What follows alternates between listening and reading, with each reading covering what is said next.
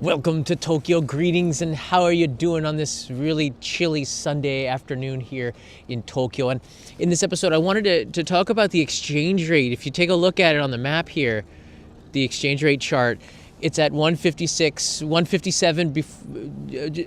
A couple of days ago, it hit that peak of 157, and it keeps getting weaker and weaker, and the dollar keeps getting stronger and stronger.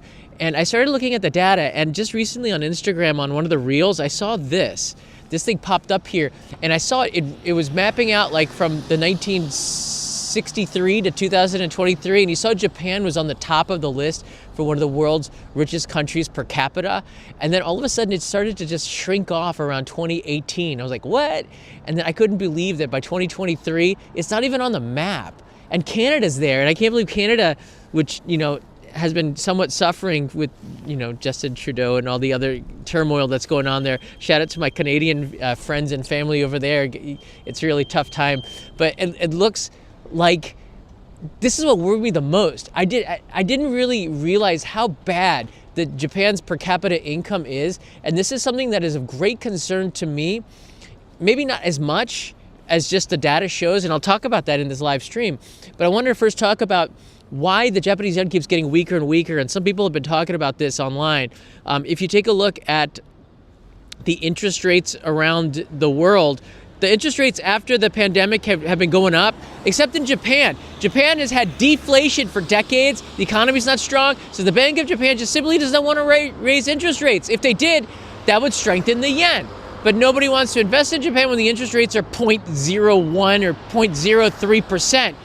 Why would you put your money here? So there's a lot of reasons why Japan is not raising the interest rates. And the new Prime Minister Ishiba, who came in a couple of months ago, it seems like a couple of months ago now, doesn't seem to have a lot of energy as a Prime Minister. I'm not going to judge him yet, but it just doesn't seem like he's got a lot of energy.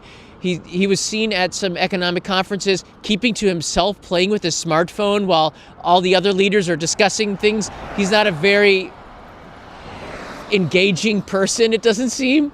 It was somewhat concerning to see that on Japanese TV, which doesn't give us a lot of hope.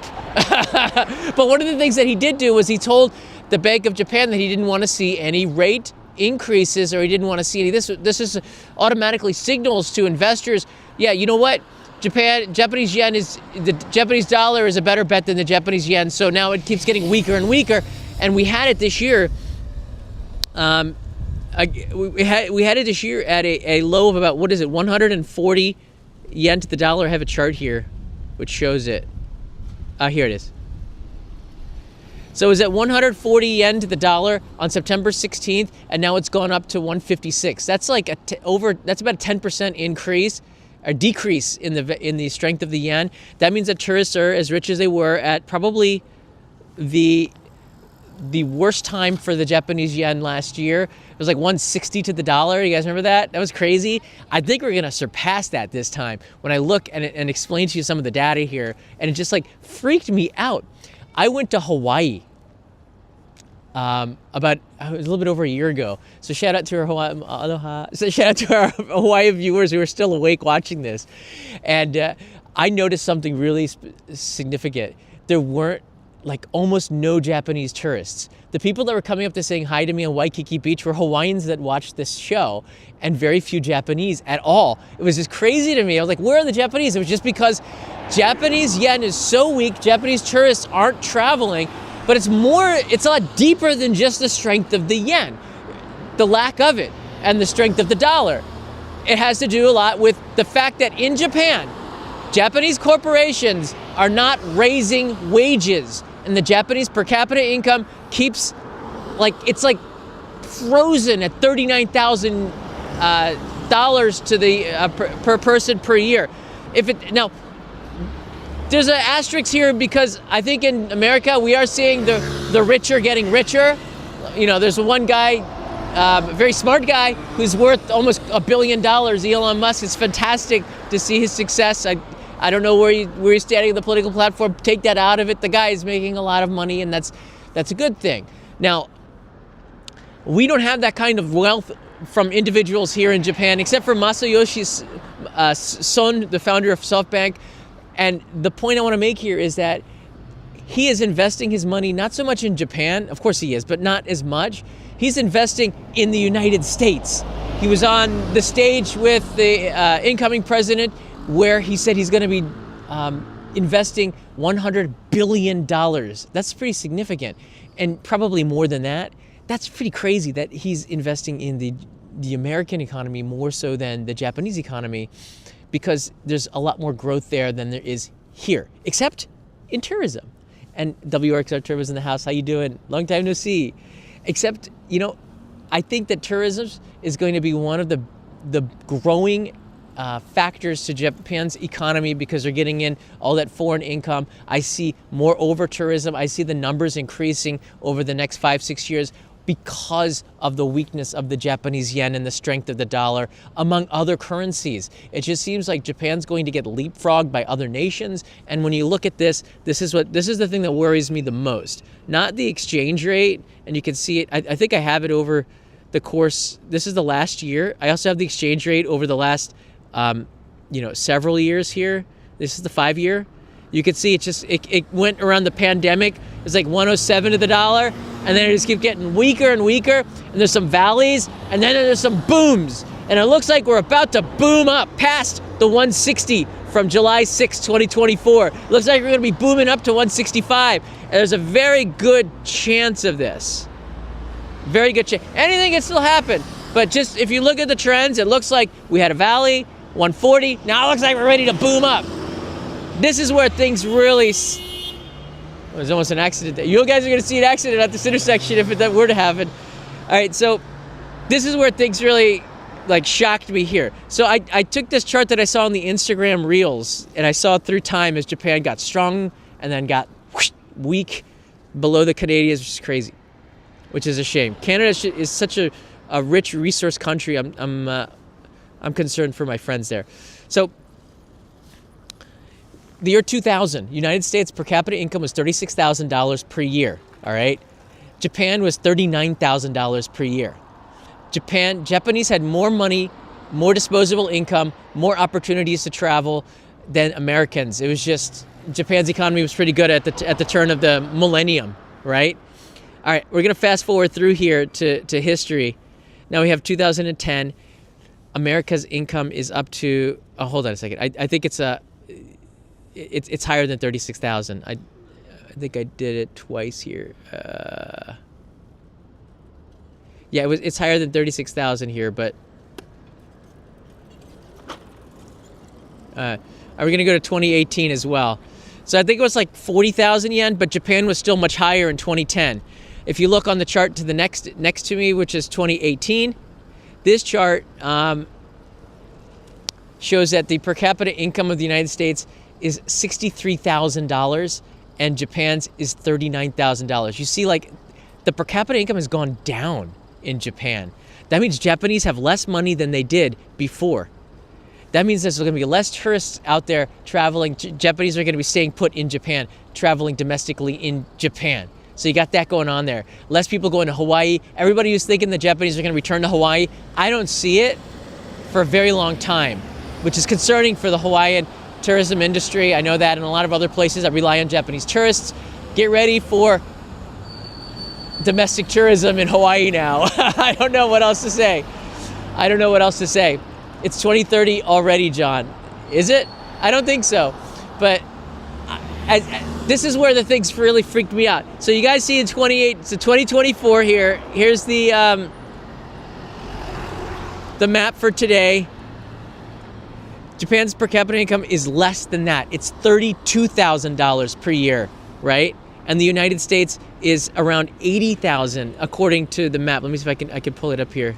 You can see the U.S. one here. $86,000 per year per capita income. There's been, I think it might just because a lot of people are making more money, but it looks like the United States is $50,000 more per capita income than the United States in just 6 years. That's crazy.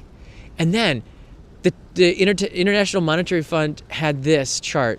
Well, you could try, whether or not you trust them is up to you, but their money group here. $102,000 per year per capita in America in 2029. Japan's at 42,000. It's just a rise in the next 4 years of $3,000. Wage growth looks like stagnant, as it's almost nothing in Japan, where in the United States looks like things are just going to explode depending on how the next 4 years go with a new president that's pro-business. Things look pretty good, I think, for the US, and it doesn't look so good for Japan. And this is something that scares the crap out of me, because in 2029, Japanese will be making less money than they did 30 years ago. And Americans will be making more than double.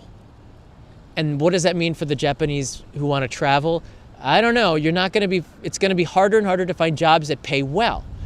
And the caveat here again is, like, we don't know how much, like, we have super rich in America and we have like super poverty in America. And that is something that is, it's not unique to any other country. It's out there. It's in Japan, we have poverty as well. But more people are in the middle. So there's a lot of people who are comfortable. They're not in the same kind of poverty as they would be in the United States. CEOs don't make as much as the CEOs in the United States, and the people who are in complete poverty don't make as little as the people in the United States. So Japan is more in the middle, I think. But when that middle keeps shifting down comparatively to the United States, whether or not the rich are making so much more in the United States, everybody's making more money. The rising tide lifts all boats, so to speak. So it might not be as much, but definitely people are making more money in the United States than they are in Japan. There's more opportunity in the United States than there is Japan. And seeing Masayoshi Son with incoming President Trump talking about a mega investment of $100 billion, a pledge of it, maybe $200 million, that is something that's quite significant, everybody, to pay attention to, because these are people who know some stuff that's going on in here. And that's what concerns me. So when I look at the charts and I'm looking at the purchasing power of the Japanese traveler and the citizens, and the purchasing power of the American traveler who's coming here, and I look at the trend marks going back for 5 years, this is concerning as can be over the last 5 years. And it looks like when you hit that valley, which I couldn't really see it looked like the Japanese economy could be getting stronger. It's just like the Bank of Japan can't raise the interest rates.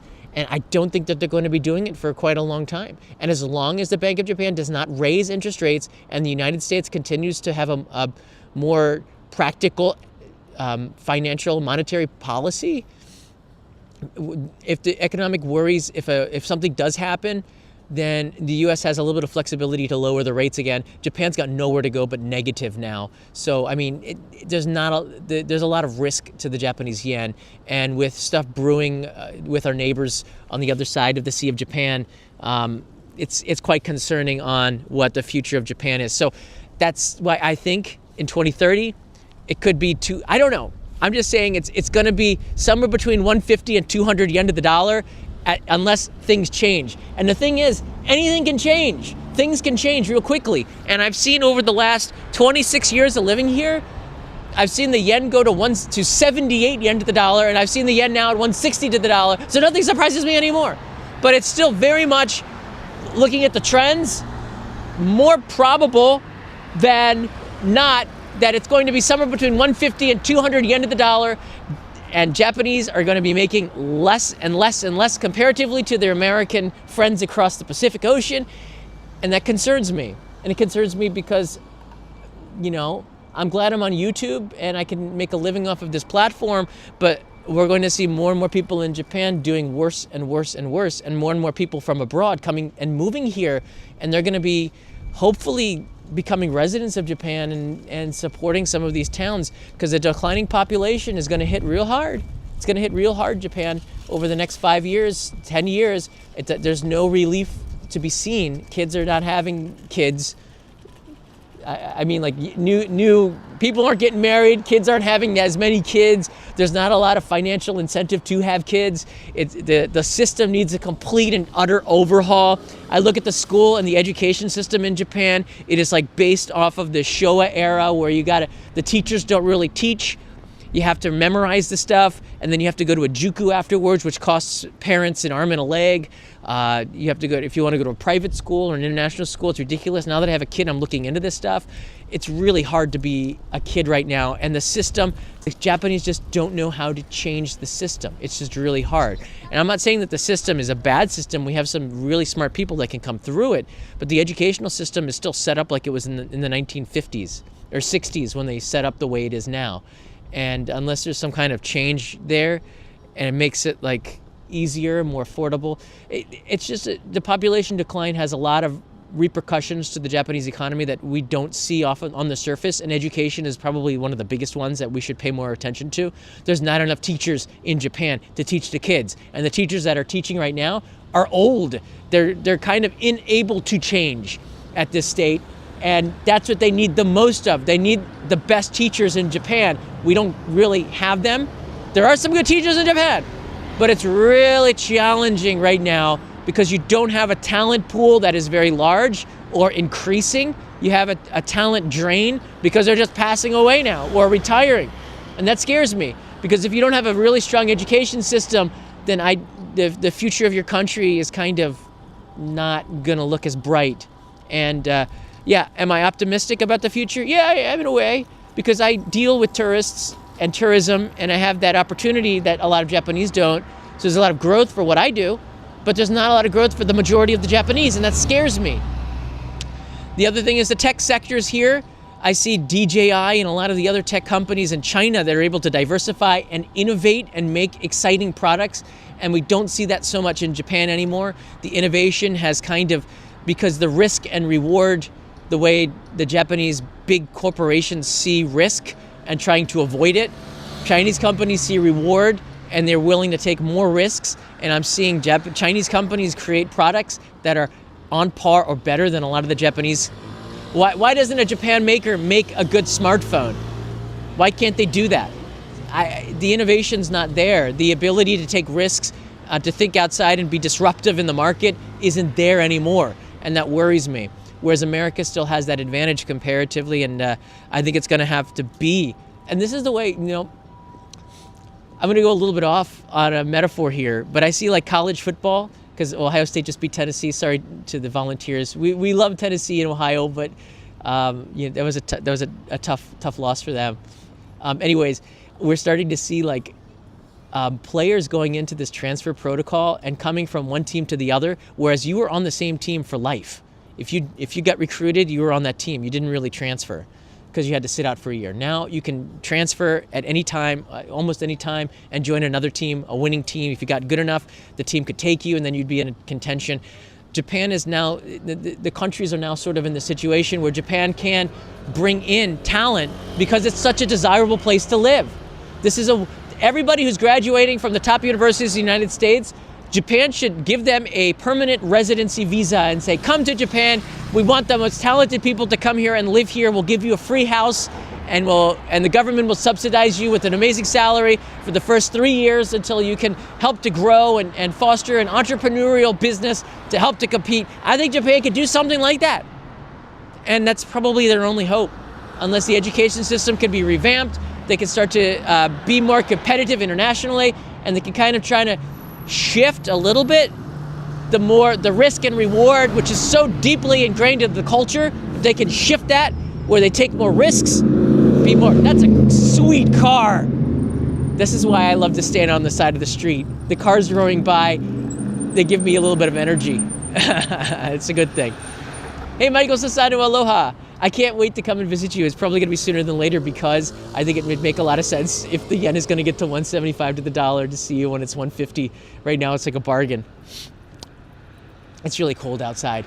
All right, everybody, that's all I had to talk about. I love live streaming, and I love a chance to be able to talk with you like this, because the comments are probably going to refute what I have to say. There's going to be some people that are that are economists, people that are very closely related to the banking industry, or the monetary policy industry, that might chime in. So take a look at the comments below. I respect everybody's dissenting opinions, as well as those that also see the trends that I'm kind of seeing here.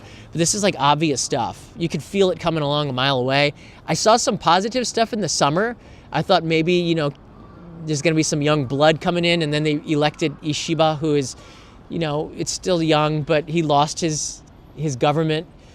Now it's much more, how do I say, fragmented government in Japan. It's harder for them to get policy through. They weren't doing a great job anyways. I don't think there's innovation happening in government and policy either, so they need to do that. So there needs to be some young leaders that come in as well.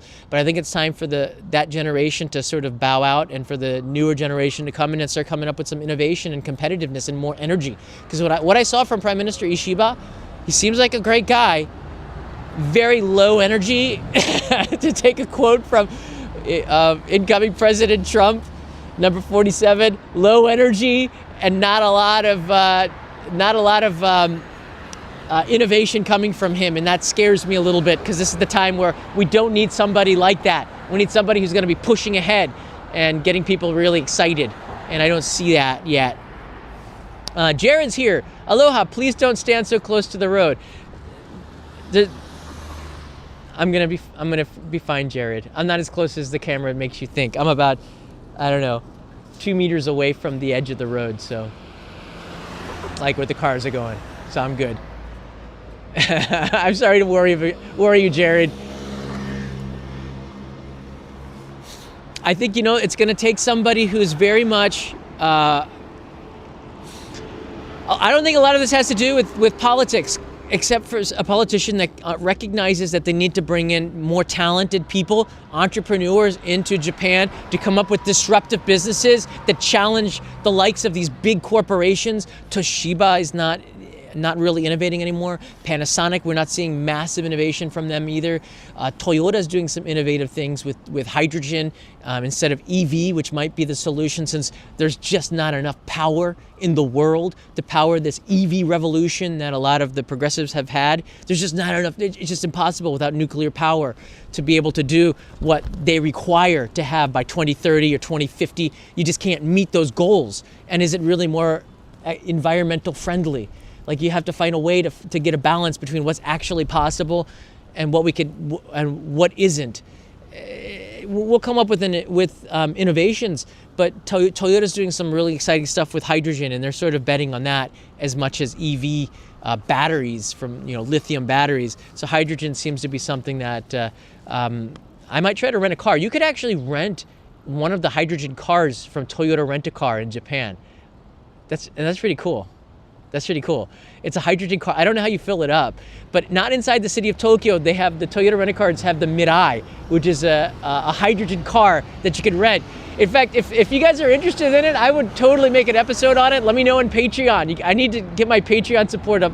I will go out there and I'll rent it, and I'll make an episode on the hydrogen car, depending on how great you want to see this. I don't know if it's something that interests you, but the innovation that we're seeing from Toyota, when everybody's going one direction, sometimes you got to go the other direction, because that direction could be the breakthrough that everybody's looking at in hydrogen.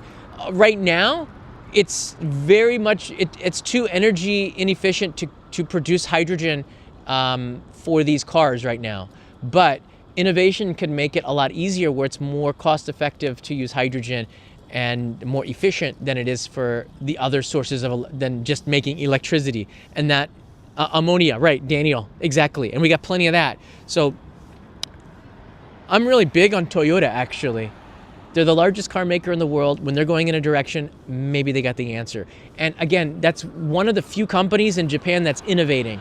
That scares me. Sony tried to make a drone. They couldn't do it. Sony tries to make a smartphone. They never put out the good stuff, because they just are so risk averse, or they're trying to be too greedy and they're trying to stagnate it so the next version is more powerful. That's not how it works, Sony. Release the best thing that you can release right now to get everybody talking about it and investing into your brand, so everybody buys a Sony smartphone. That's not how they do it, though. And that worries me. That does worry me about the future. I think that there's going to be some turnaround here. I think that they're going to because Japan is such a desirable place to live, and the U.S. is a harder place to live. I could see how smart Americans or smart people from India, for example, a lot of them go to the United States. They might start coming to Japan instead. We need doctors, we need nurses, we need a lot of people in the medical field. If you get an ambulance in Japan, Everybody talks about how great Japan's healthcare is. About 6 months ago, no, gosh, I can't believe how quick the year went. A year ago, Leo had a fever of 104. We were just scared to death. It just spiked. So we had to call an ambulance. And the ambulance came. It took about 12 minutes. And he's breathing heavy. It scared the heck out of us. Any parent, you understand what I'm talking about. Ambulance came. I'd never seen Leo got so scared. He loves ambulances, but then when he had to go inside of one, he was so scared. They're putting something on his finger that's going beep, beep, beep, beep, beep. All these noises around there. This is middle of the night. And the ambulance is calling around looking for a hospital to take Leo. And the ambulance, the first responders, such amazing people, first responders are. They instantly said, I think he's going to be okay. It's really concerning right now. They had some medication that they could give to him to bring down his fever. It just looks like he had a really bad influenza or something. And his fever broke and he was okay the next day. He still had a fever for a couple of days, but not at that level anymore. It was just, it was scary. But what scared me even more, and this really worries me, they had no hospital where they could have taken him. They said, well, we could take him to a hospital, but it's going to be a 30-minute ambulance ride or something. And we're like, if you say he's going to be okay and he seems to be talking and he's not passing out. He looked like he was going to pass out. His eyes rolled around. He looked like he wasn't in good shape. But after the ambulance, it's like this situation where you go to the doctor's office, you're really sick, and when the doctor sees you, you start feeling better. Maybe that was part of it. But Jonathan Chong writes in Heart to the First Responders, absolutely. We don't have enough of them in Japan. We don't have enough doctors. We don't have enough capacity at the hospitals. And despite the fact that we have this healthcare system that's really good and very inexpensive, we don't have enough. So if you do have a heart attack in Tokyo, there's a good chance that you die in the ambulance waiting for a place to open up because there's just not enough doctors to take care of you. That scares the crud out of me, which is why you see me losing weight. You see, there's a reason, I was in bad shape during the pandemic. I lost a lot of weight, intermittent fasting, trying to eat as little carbs as possible, running more, exercising more. And the reason why is I want to try to stay in as good shape because I want to stay out of the Japanese hospitals. Now, they do have good care here. They just don't have enough doctors. It might be a worldwide problem, but they just don't have enough. They could bring in nurses and doctors from the Philippines that have a lot as well because they get paid pretty well here in Japan or a little bit better. But the tests that required to come into Japan are too strict, and they're starting to loosen them up, in particular to get nurses from the Philippines and Vietnam who are fantastic healthcare providers. I'd love to see that happen because we definitely need it. But there are a lot of concerns in the Japanese economy. That's just one of them. Same with Drew. His care is expensive. Exactly. It's very expensive, and I hope he's doing well. I know, you don't want to get sick in Japan. You won't find me. I almost drink no alcohol now. I have a glass of wine maybe once a week. So if I open up a bottle, the bottle will last about 2 weeks. And I don't open up a lot of bottles.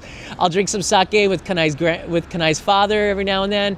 But I rarely drink alcohol now, and I'm trying my very best to stay healthy. And I hope all of you are doing well too. There's nothing wrong if you want to, eat some high fructose corn syrup or maybe some extra chugs of eggnog. I'm probably going to do that as well over the next couple of days.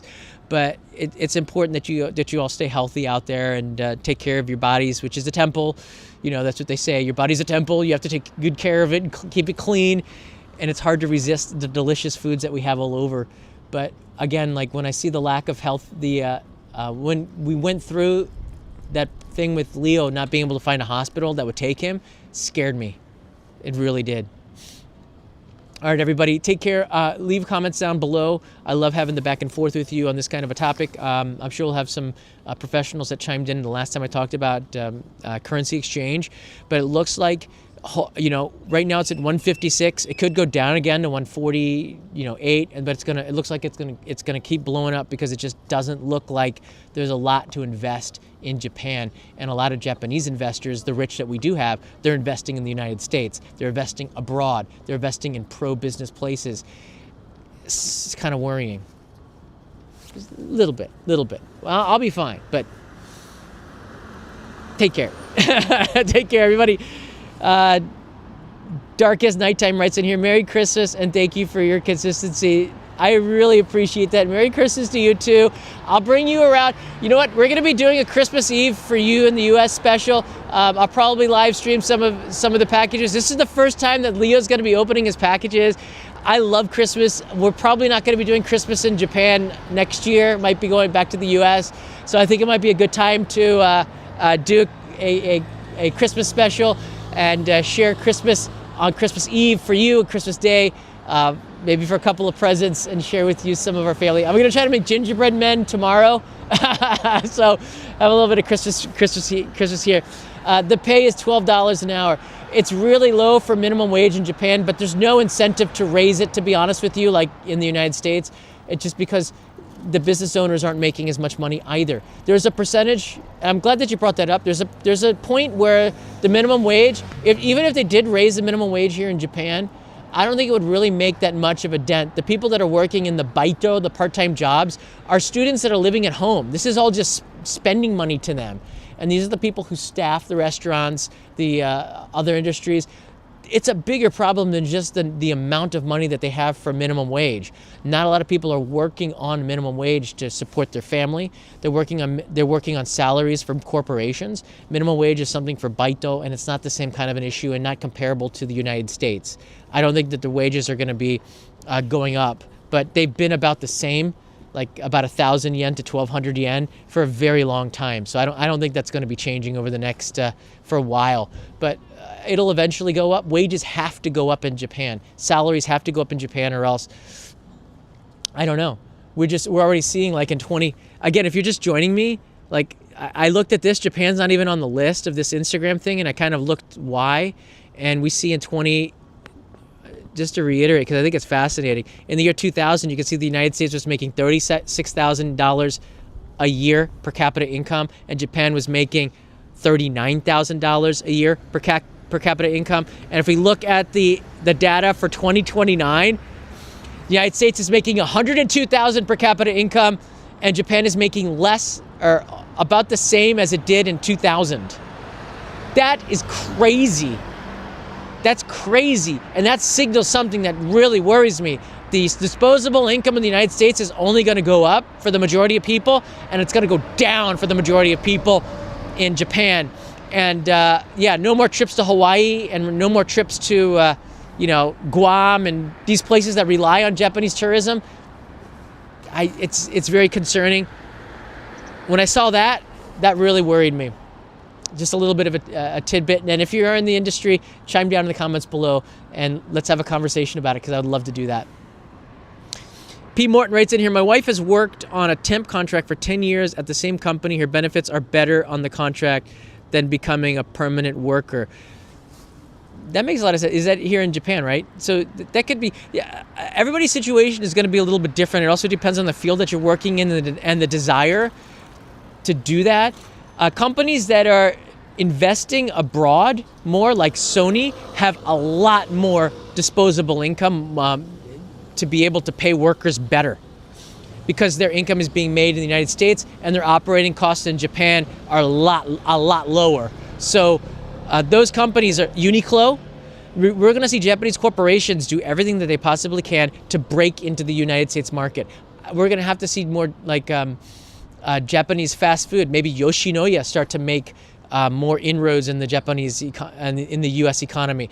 Ramen chains are going to have to make inroads in the American economy in order to survive. It's going to be Japan Inc. is going to have to look outside of the tourism and start to set up outside of Japan to get that foreign income, because they're not going to have the same kind of country if we don't start to compete internationally and get that, because we're going to have to rely on the tourist industry, and right now that's going to be a place of total growth, it just feels like. But unless companies start to go to the United States and take advantage of Japan's strong brand there, it's going to be really hard to pay your workers if you're paying them in yen, making yen, because the Japanese can't afford to pay more for a bowl of gyudon, beef bowl, as an American would. So the cost of that American beef that they use is only going to go up. You know what I mean? You can sense it here. Sid P writes in here, are you ready for the new movie Karate Kid Legends? I am. You know what? It made me think that it's time perhaps to go to Okinawa and make a karate episode. What do you guys think?